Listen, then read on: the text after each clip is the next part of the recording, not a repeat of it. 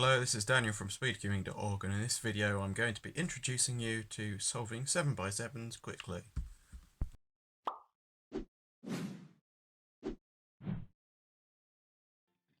So the first step of solving a 7x7, which is pretty similar to 6x6 or anything, is just solving the first centre. So this is done by bars, so we look for the easiest bar. So here is a piece that fits in there, so like that, and then the same thing here, and then keep doing that until you've got the centre. So keep building bars.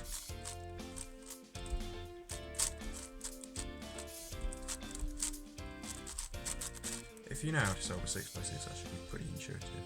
And then the same thing, just insert the rest of the bar.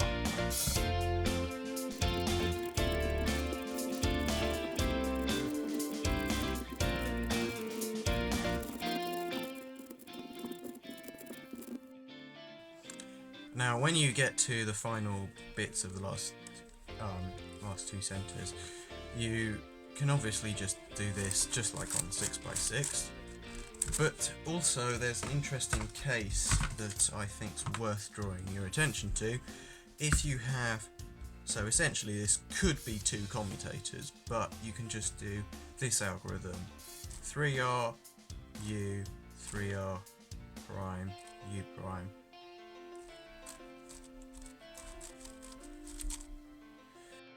So to solve the edges, just like on a 6x6, match up bars, put them into the layer.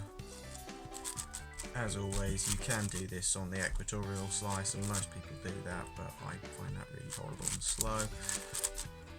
So I do it on the middle slice,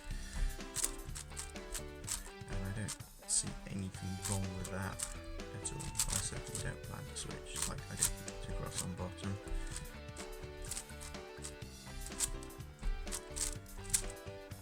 So yeah, keep doing that.